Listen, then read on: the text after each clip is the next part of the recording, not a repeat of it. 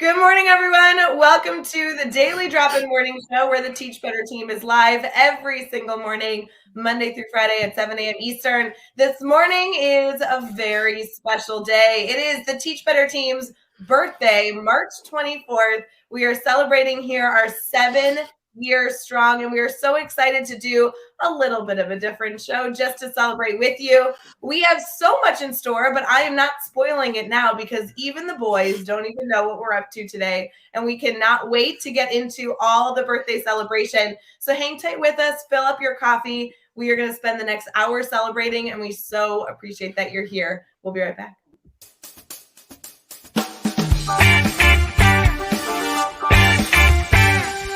Happy birthday to you. Happy birthday to you. Happy birthday, happy birthday, happy birthday to you. Happy birthday to you. Happy birthday to you.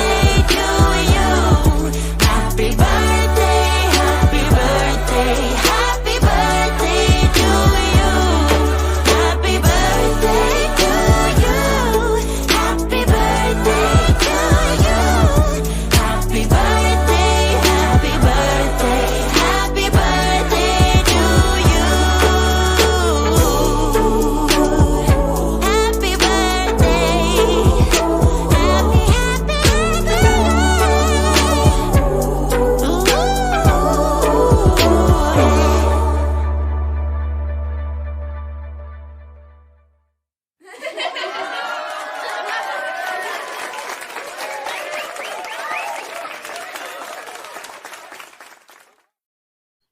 Good morning, everyone. Happy birthday to the Teach Better team. It is March 24th, and we have a little bit of a weird show this morning. As you can see, if you're watching live with us or catching this after the fact, we're able to see the video versus listening over on Teach Better Talk podcast.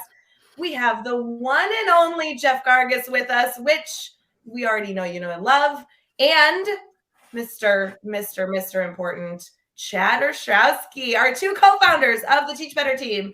Gentlemen, how are you feeling this morning?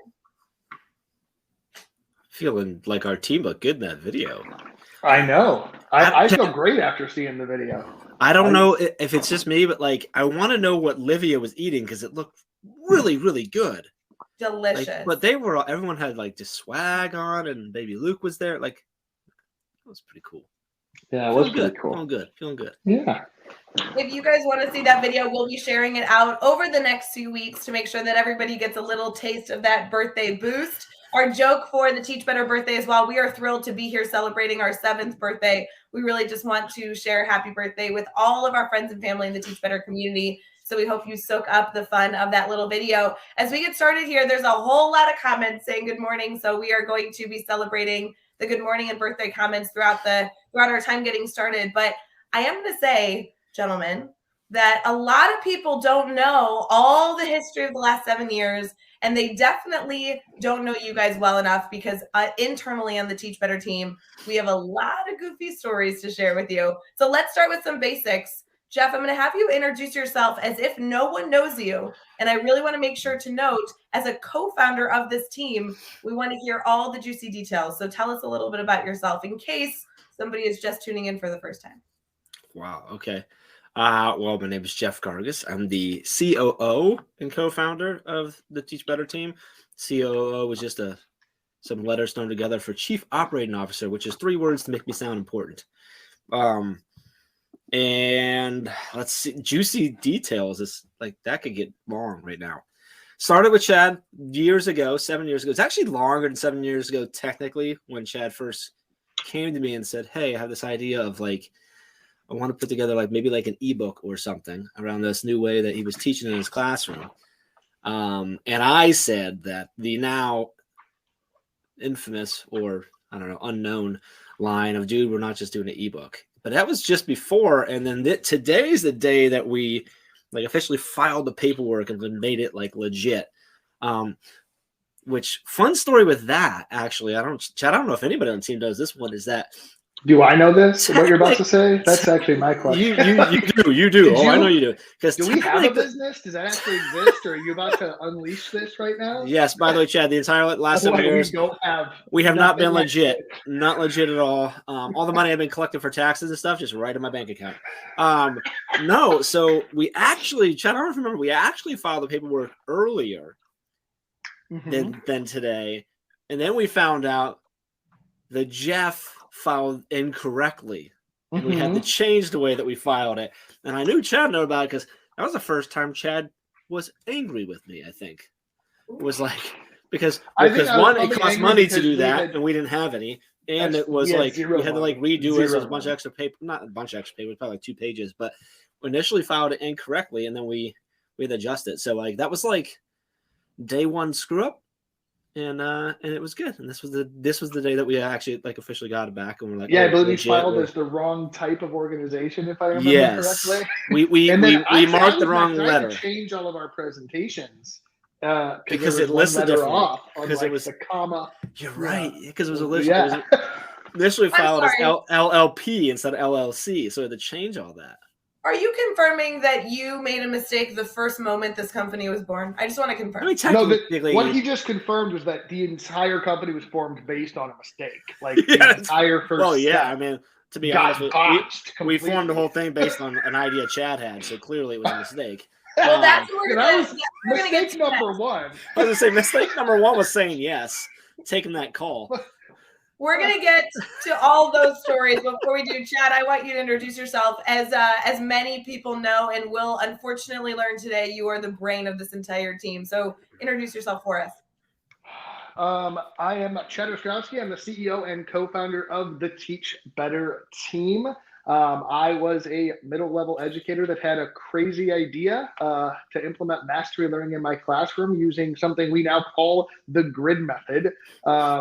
I wanted to share that idea with others, so I connected with my one of my then old friends, Jeff Gargas, which we hadn't talked in a minute, and that sort of started this crazy over 7-year journey that we've been on. But it's from where we started, though. It still blows my mind. Some of the things we've been able to accomplish, and if I could like talk to myself like 7 years ago. Like I just like I don't know if I would believe myself. Like if I could like Terminator 2 like time travel back, like I don't know if I would like believe myself if I would explain everything that we would have accomplished or done. So it's been crazy. It's been a great 7 years, and I'm excited to be here and reminisce a little bit about it. So you're telling me that you don't believe that if you went back a few years to your former self and said, "Hey, look, dude, you don't know this yet, but you're gonna have this great idea about going into business in the education field with your 4-time college dropout buddy that you haven't talked to in 2 years, and it's gonna work out well," that you would have been like, "Makes sense." That's good. I got it. Okay. We are already getting questions in the comments about some of the history of Teach Better, which we are going to get into soon. So save your questions, keep throwing them in the comments. We're going to get to those in a minute. As many of you know, we start off our daily drop-in morning show with a moment of gratitude, and we are going to have both of you submit a moment of gratitude. Here's the rules, though. You can't just be grateful for, the typical stuff, the things that come to mind maybe initially. We want to hear some elements that you can be grateful for within Teach Better. We want something very specific. So if you want to note or mention a moment that you've had over the last 7 years, and where you need one from each of you, what are you grateful for? I got one, Chad. Do you need a minute? I was just strategically waiting for you to start talking so I could steal I am grateful for, and I won't say the first time that we lost / never really actually had any chance of a very big deal or idea, a big project, big deal, big school district that we thought we had.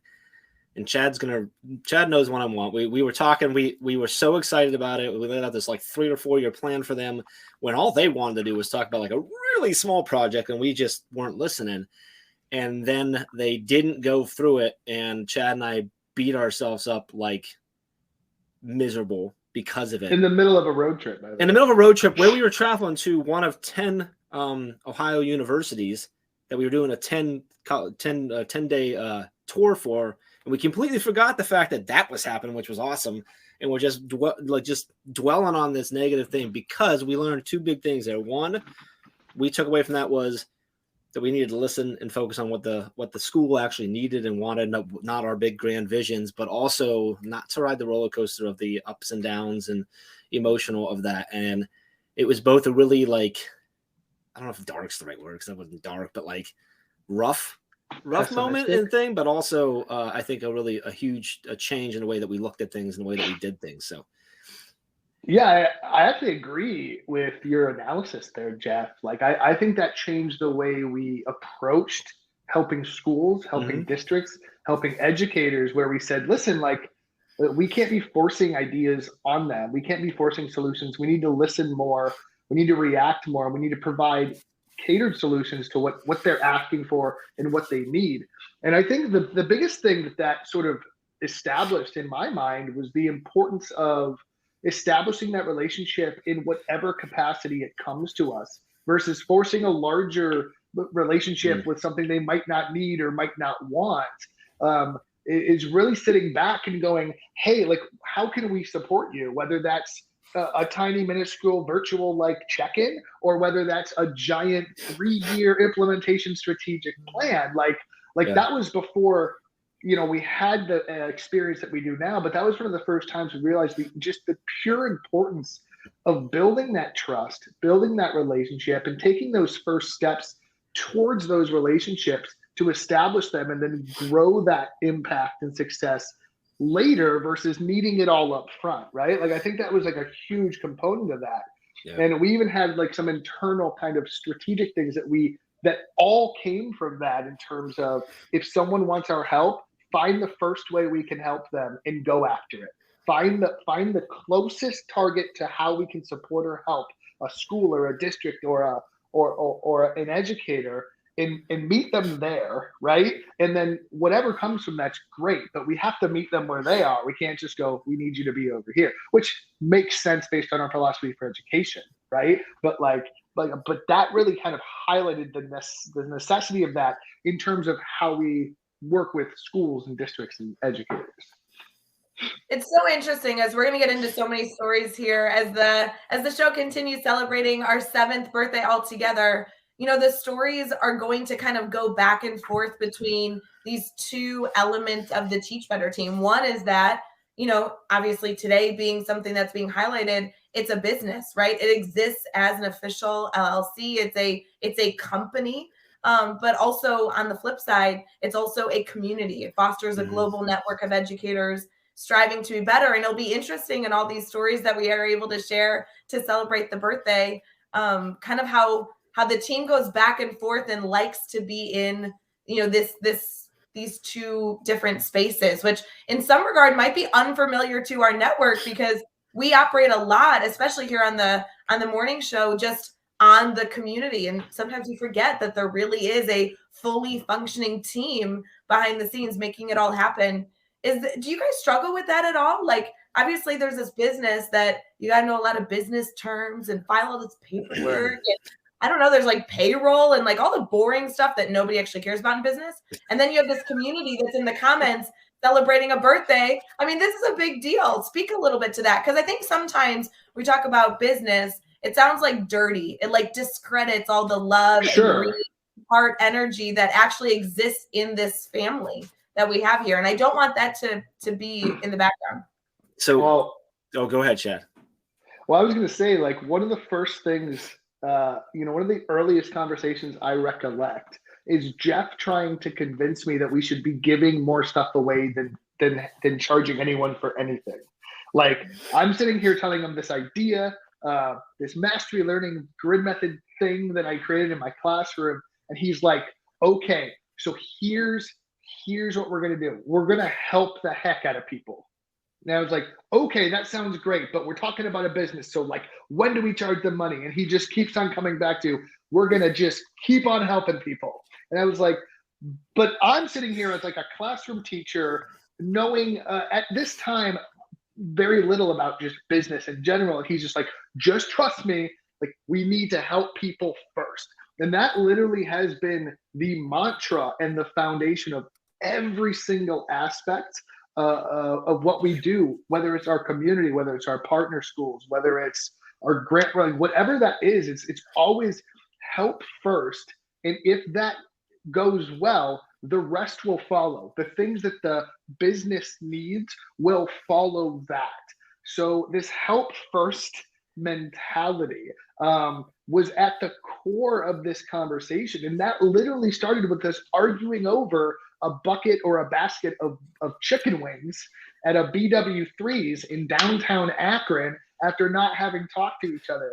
And Jeff just goes, okay, so we're going to create all this stuff. And we're going to show people how to do this. I go, okay, when do they pay us money?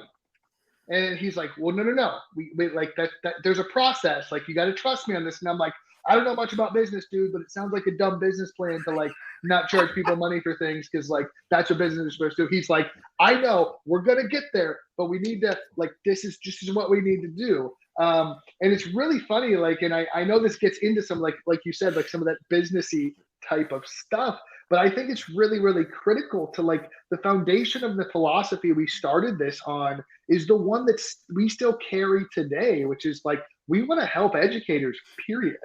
Right? Like there's no like additional piece to that. Like, we want to help them. And if we help more educators, we'll also do well on the other stuff, right? But if that's not happening, that other stuff doesn't exist and it won't exist. And that's something that we like, I went along with it like after a minute because he kind of explained like the whole philosophy. And I was like, okay, let's try this. Let's see if it works.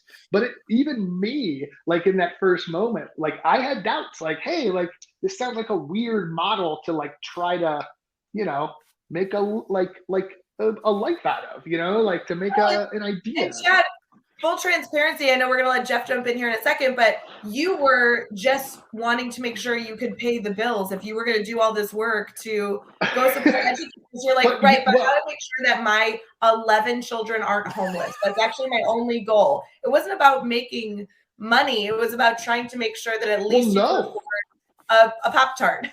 Well, and that's a huge piece too, is that it wasn't really about making a living at first. It was about sharing a concept, sharing an idea. Like our first conversation wasn't necessarily about, that's where the famous line, like, hey dude, we're not just doing an ebook actually comes from. We were sitting down together after this idea, because I was like, hey, I know this guy, his name's Jeff. We had coached some soccer together. He had been, well, maybe we'll get to this later, but he had managed my rock band, which we can dive into if needed. But from that standpoint, like I knew he knew about like marketing. I knew he knew how to make an ebook because I had seen him post it on Facebook. I think the ebook was actually like how to get Twitter followers or something. And in my head, I was like, hey, I've seen you do an ebook. Can maybe I want to do an ebook about this thing I'm doing in my classroom. Could we just like talk about it? And like the more we talked about it, it kind of evolved into this, hey, you know, like maybe there's more here. So we're gonna get back to the story of how this all started here in just a bit. But Jeff, any thoughts on the discussion like between business, which sounds so dirty, and our like global community of Green Heart Love? Any thoughts on that? No. Well, first off, it was called "How to Get More Quality Followers" on Twitter. But anyway, and it was it did pretty well. No, I think for me, the first thing that came to mind is that I used to tell Chad, I don't know if I said this in a long time, but I used to always say, like, as long as everything we do is focused on the end goal of helping teachers help students, then I can sleep perfectly fine at night making some money. Because the fact of the matter is, in a capitalistic society, is that you need more money in order to keep doing the things that you want to do, the good things, whatever it might be. And what I would tell Chad, and I know Ray, you and I have had this conversation before too, is that as long as we keep doing that, I'm fine. Because the moment we stop doing that, and it's about the money, not the mission, people will figure that out, and then they will no longer want to pay us anymore.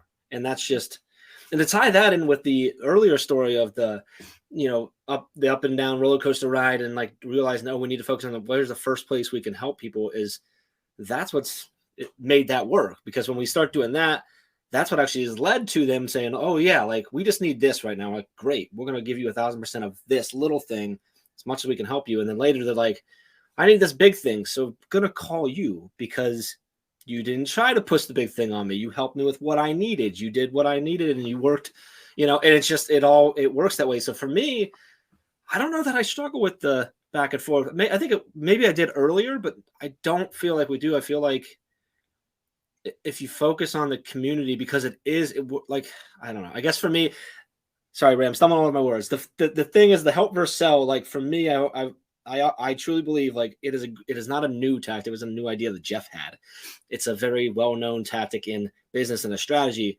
But for me, I think the difference is if it's just a strategy to get sales, it will stop working. If it's how you actually do everything, then it actually works. And I think it's how we do everything. It's how our community is, which is why it works and why I don't have any worry about the business side, I guess.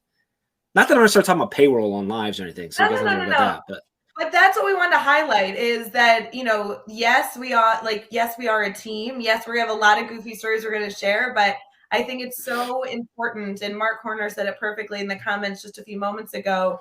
The team was founded on ensuring that we were able to support educators at any place in time, however we could, to ensure that they could be better and that we could all work to be better every single day. And I think that's such a fun element to start us off on. We're going to head into our good news, and our good news is going to focus on how the two of you got connected. And then we have a few surprises for you. So we'll be right back.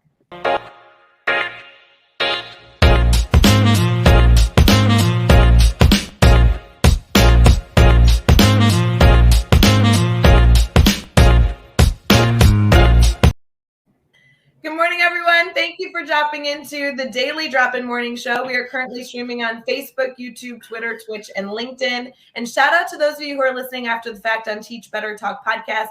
We appreciate all of you that are commenting and sharing and engaging with this live stream, whether it be when we are currently live or even afterwards, because we love to hear from you. And your comments, your likes, your sharing actually helps us reach more educators.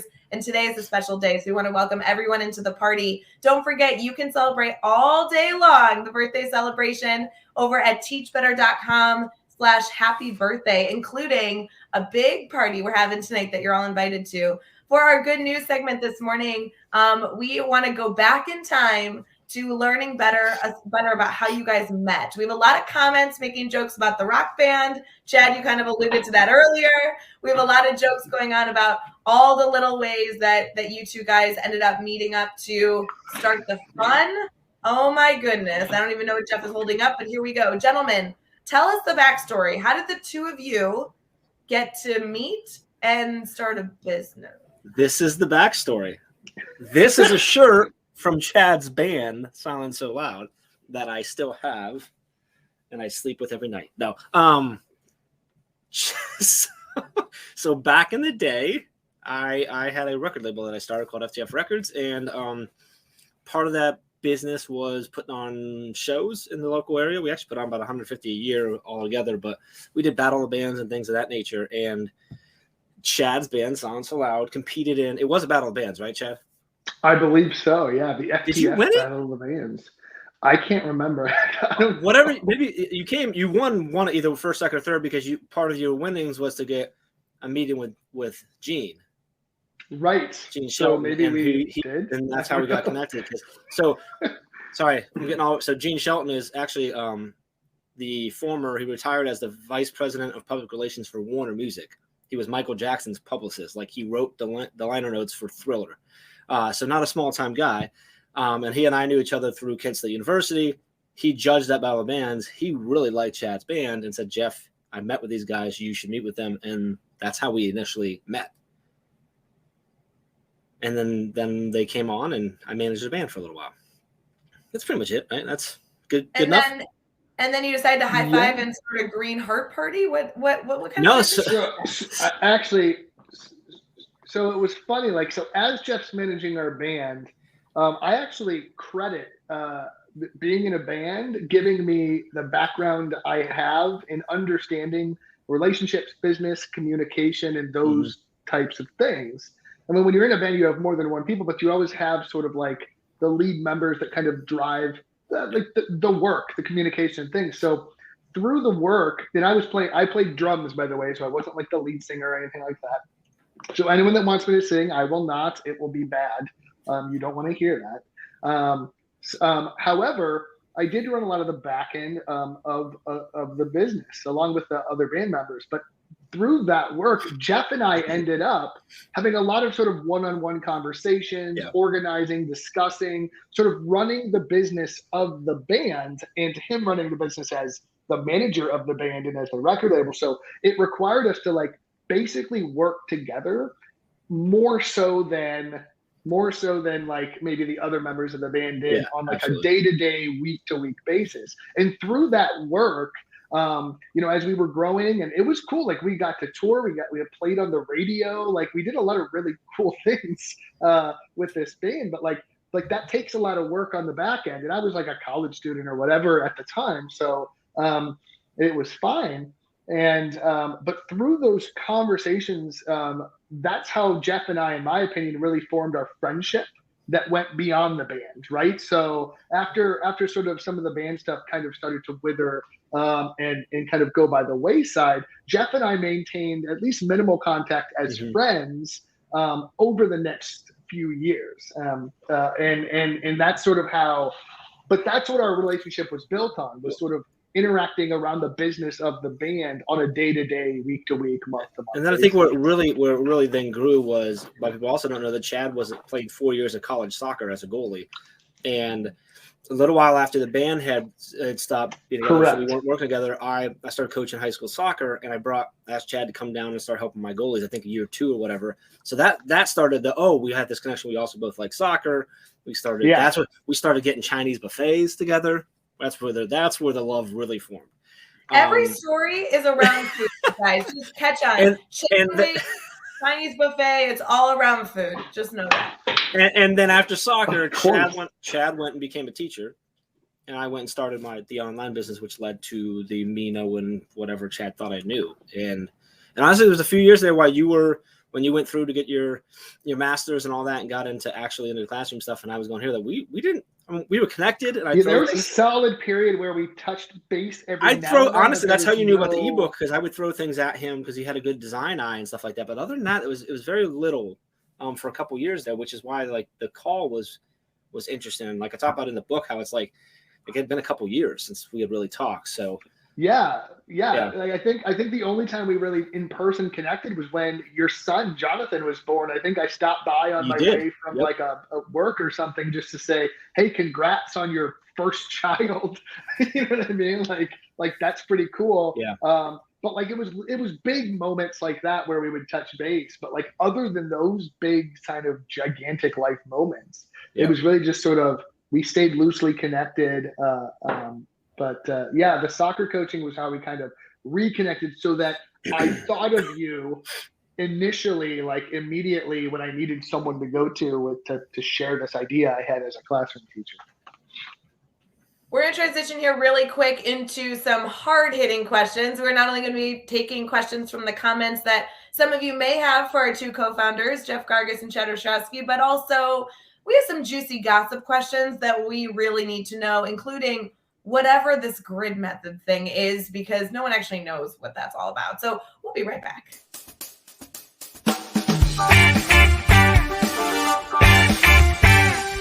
Happy birthday to you. Happy birthday to you. Happy birthday, happy birthday, happy birthday to you. Happy birthday to you. Happy birthday to you. Happy birthday, happy birthday, happy birthday to you. Happy birthday to you. Happy birthday.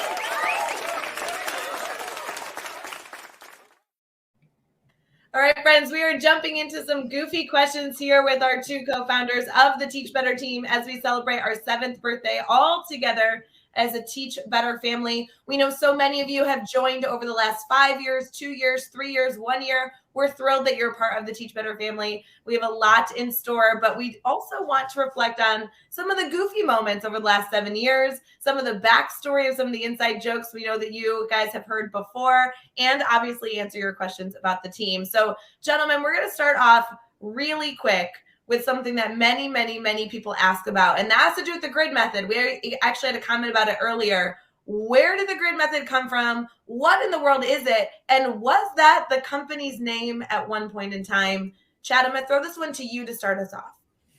Yeah, absolutely. So where did the grid method come from? It's weird because I tell this story literally like hundreds of times every year. So like I was looking at my watch because this could go. So I'm going to try to make this as concise as possible. So the grid method actually came from like solving specific issues, problems, and struggles I was having as a classroom teacher.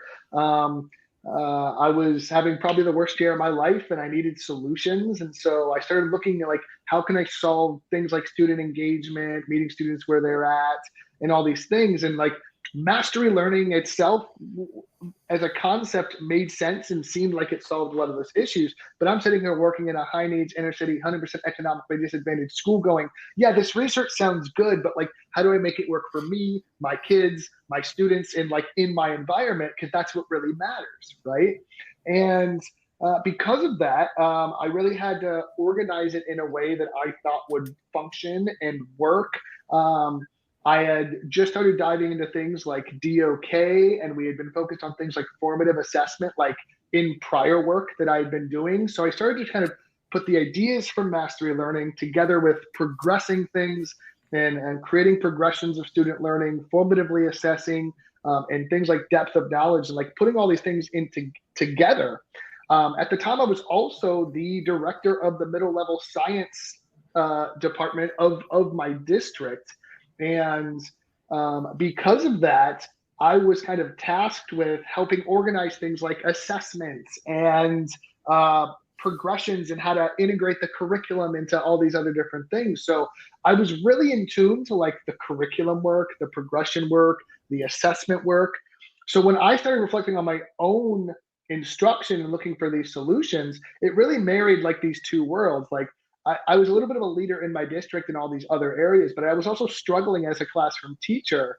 So I needed a way to like merge these two things because I couldn't lead in my district if I was struggling myself.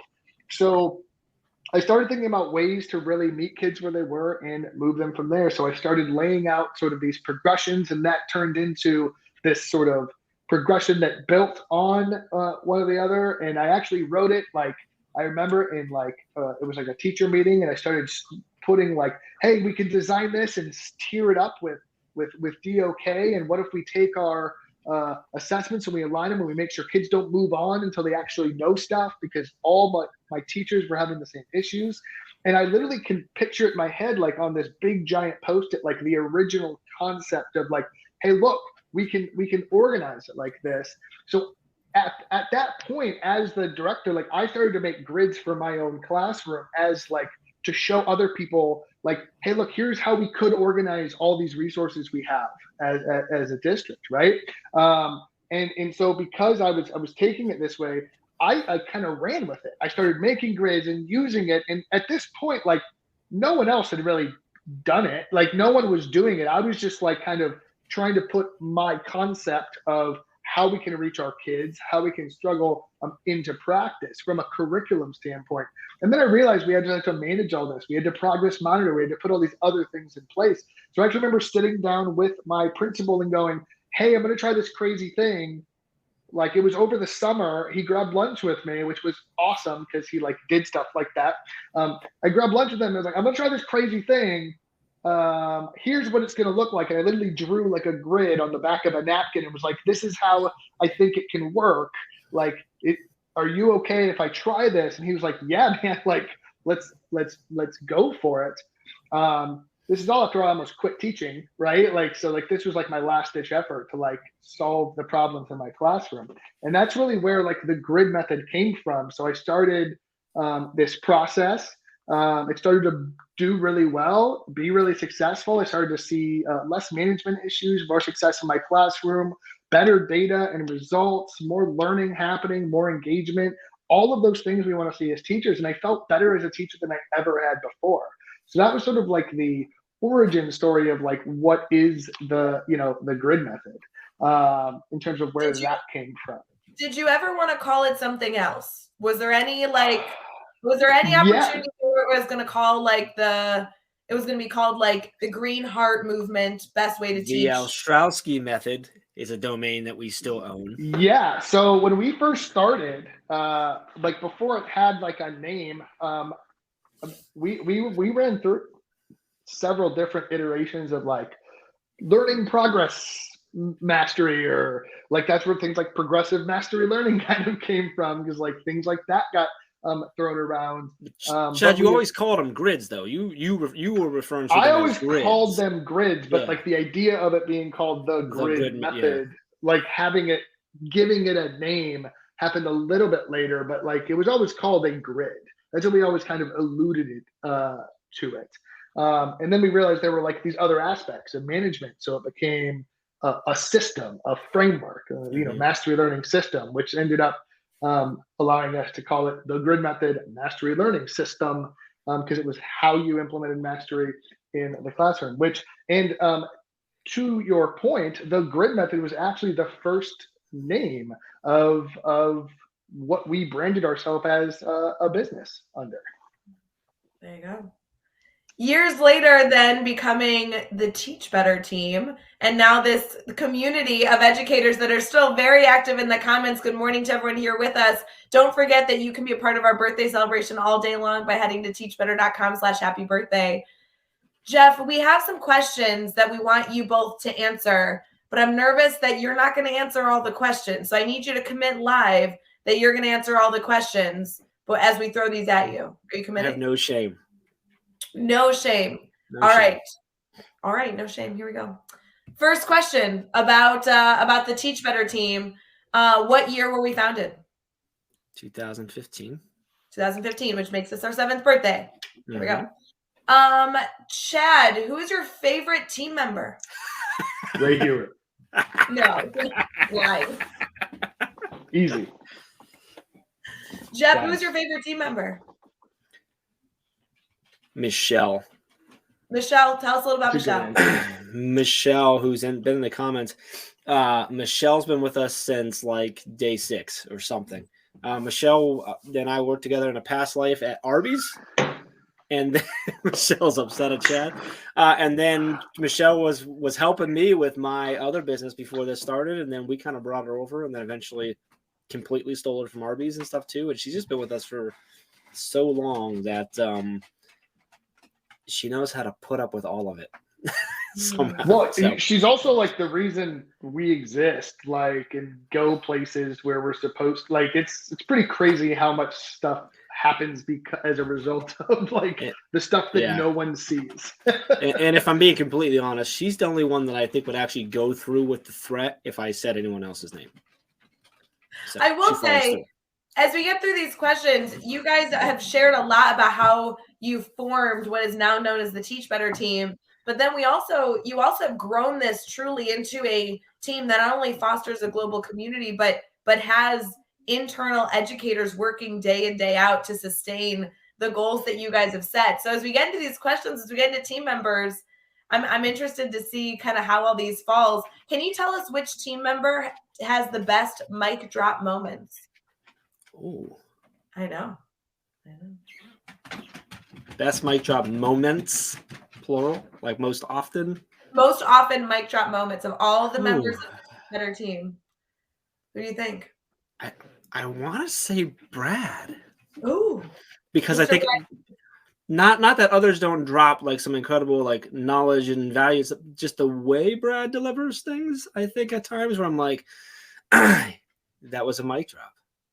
Although if I'm being completely honest, I think Brad's someone who wears like the really thin mouth, like a headset, because he's on stage. Like, so I don't think he would have to like take it off and drop it, so it'd be weird. But other than that, I think Brad. Chad, do you agree or disagree? I was gonna go Dave Schmittou. Ooh, that's in the comments.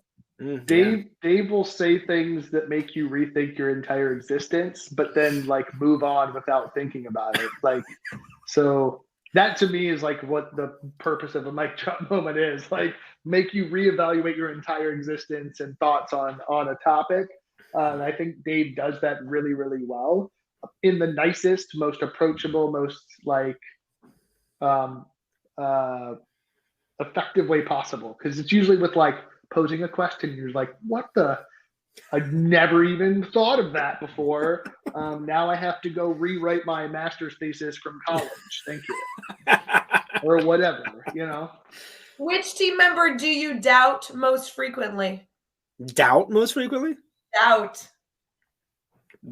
Am I able to say myself? Oh, why? Is that accurate? I'm always doubting myself. I think I probably seem to doubt Chad the most because I call him and I'm just like, hey, just wanted to check in randomly and see if you remember how to do the thing you're doing today that you've done 38 times this month that I didn't ask you about. You got it, buddy. So I think he probably feels like I doubt him the most, but I also like never think about what Chad's doing at the same time. So I probably treat him worse than anyone else, but I don't doubt. It's me. I think it's me. I don't know that I doubt anyone on the team, honestly. Like, that's not true. I think sometimes speaking of Dave, I doubt that Dave's working because I think he's just at the beach. So I changed my answer. It's Dave. Sorry, Dave. Which movie best describes the two of your relationship? Go ahead, Chad. Dumb and Dumber. Oh, the road trips, absolutely. Or what was the or maybe Tommy Boy, possibly. Wait, am I David? I'm David Spade, right? And you're I'm definitely the Chris Farley in that relationship. Who do you think on the team talks to each other the most? So 2 people on the team that talk the most. Probably you and me. Probably you. And, this question specifically says like on the phone, but I don't think that's fair. Probably you and me, Ray, with me and Chad a close second is my guess. I agree with that. And we might vary week to week because there's some weeks, so. What's the most useless skill you both know how to do? Yo-yo. You know how to Are you a yo-yoer? Do we not know this about you? I used to, like in middle school and maybe a little bit in high school, like I could do some yo-yo tricks. Interesting. And that's pretty useless, I think. So somebody I don't know if I still have the ability, but if somebody started a petition, Chad is yo-yoing on the stage at 2022. Yes. I didn't know that. That's interesting. I don't know what's the most useful. I don't have a lot of skills, so it's hard to pick from. I don't know.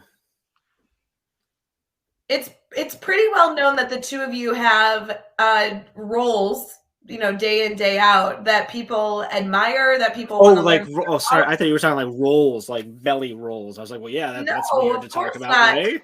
I will say, like, your jobs interest people. Like, people tell me all the time, I want Chad Ostrowski's job. He has the coolest job ever. I want to know the best and worst parts of your individual job. Go ahead, buddy.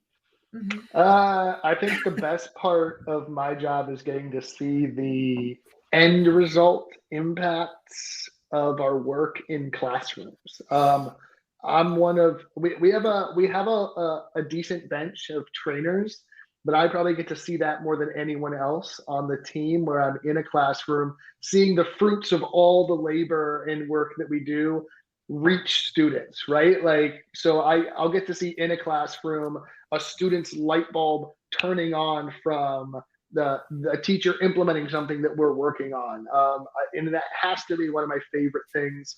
And just getting the actual feedback from teachers and students and principals and curriculum directors of like the success of the work, the impact the work is making, like getting to viscerally feel that on a daily basis, I think is definitely the best part of my job as I get to work with teachers and schools across the entire country.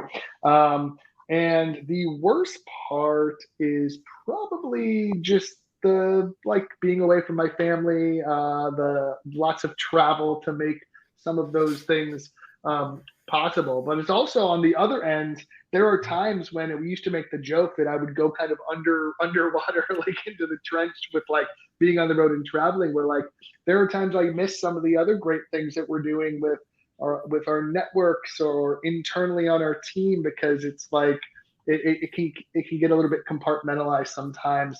So that's a little bit of a challenge, is being able to kind of step back and just appreciate all the great things we do and all the impact we have in so many ways we reach educators across the country.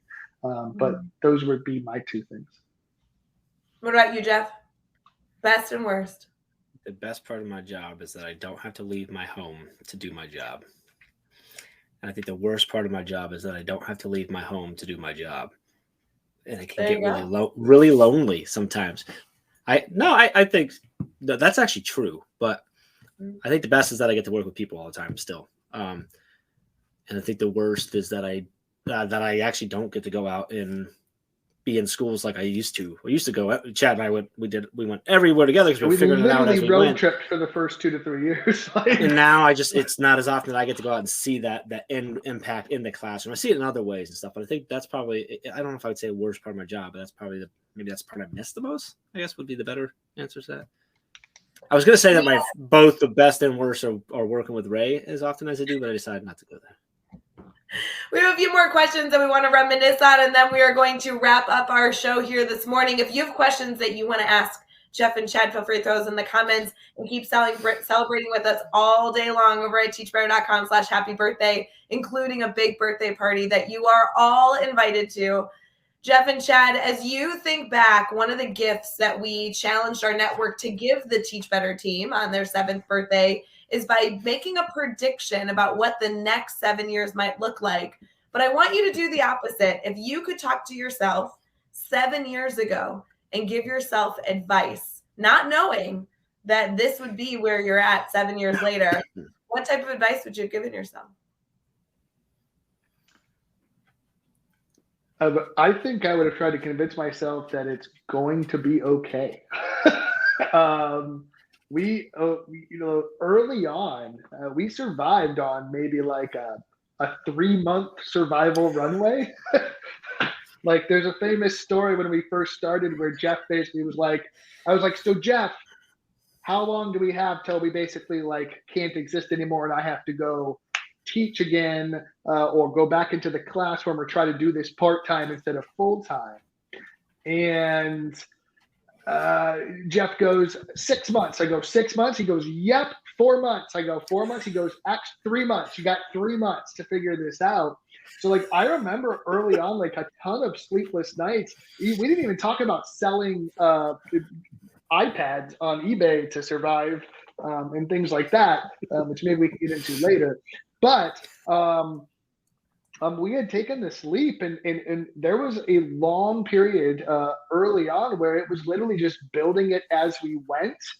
Jeff was still not even full-time yet. We were just trying to sustain like this being able to be a thing.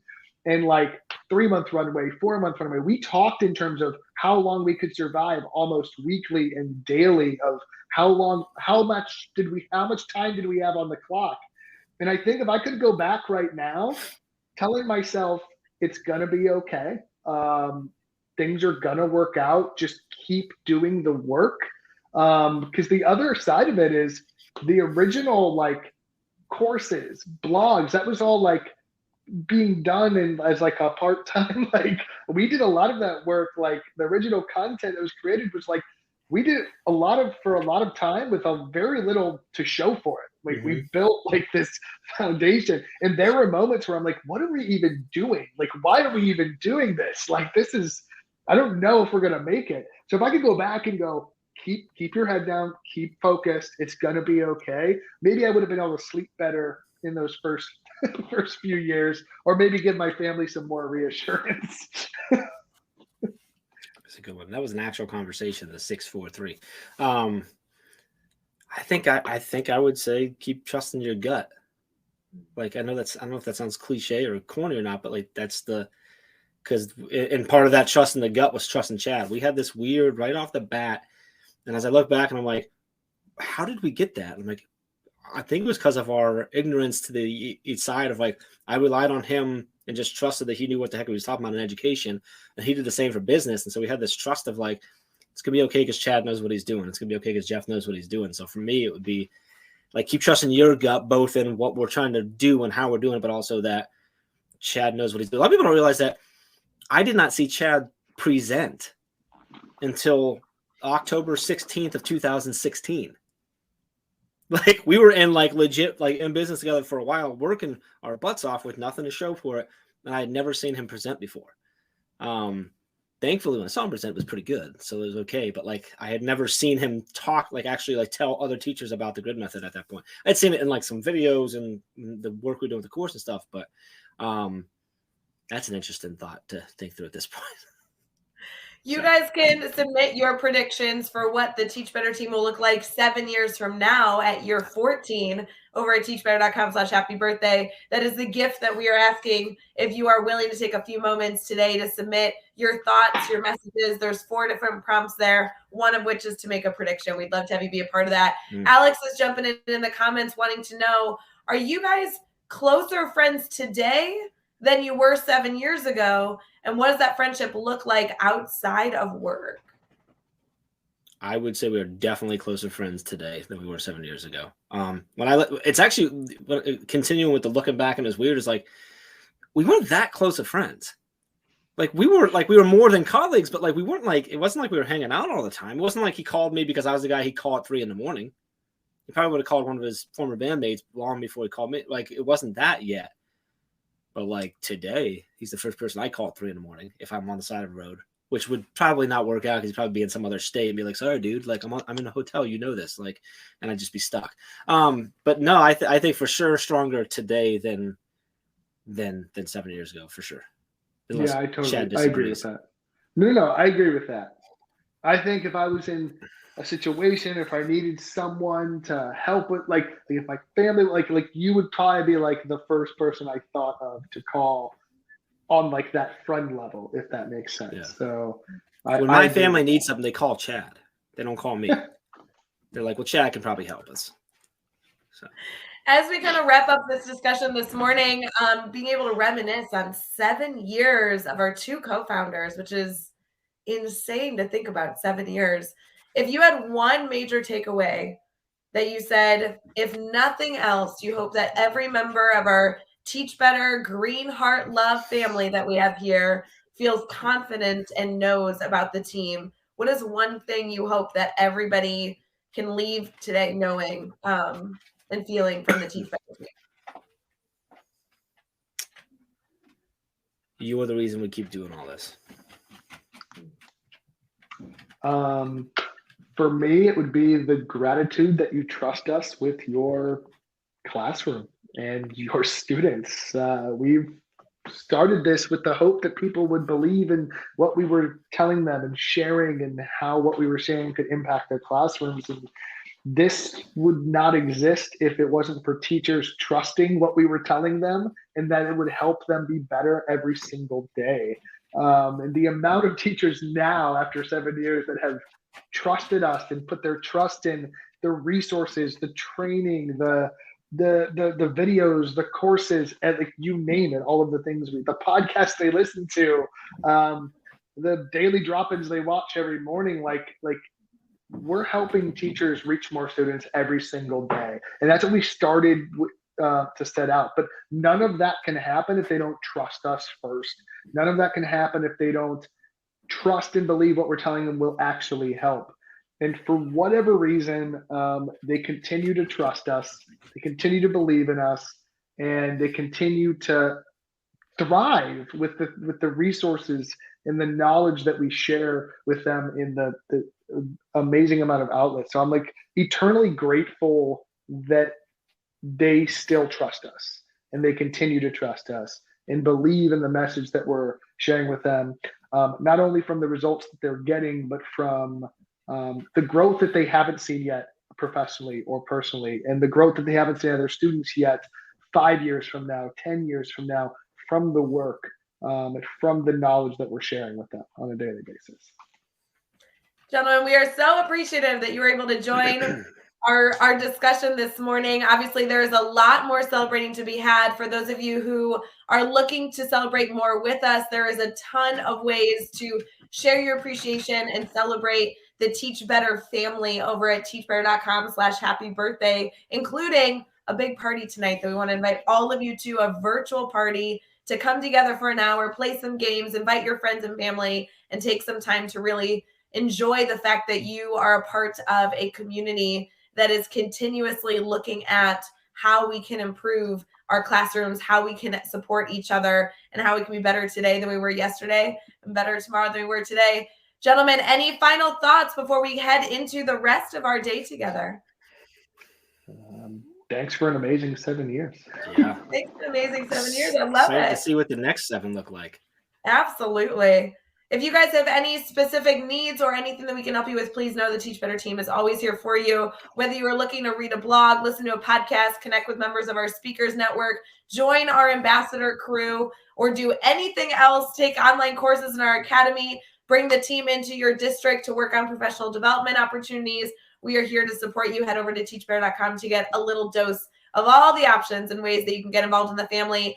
Until tomorrow, or until tonight when we see you at the party, we will see you. But please enjoy an incredible Thursday, an incredible March 24th. And please remember that our birthday is only special because it's an opportunity for us to share our appreciation for all of you. So thank you for all that you do, not only for incredible students, but also for our family. Bye, friends. See you later.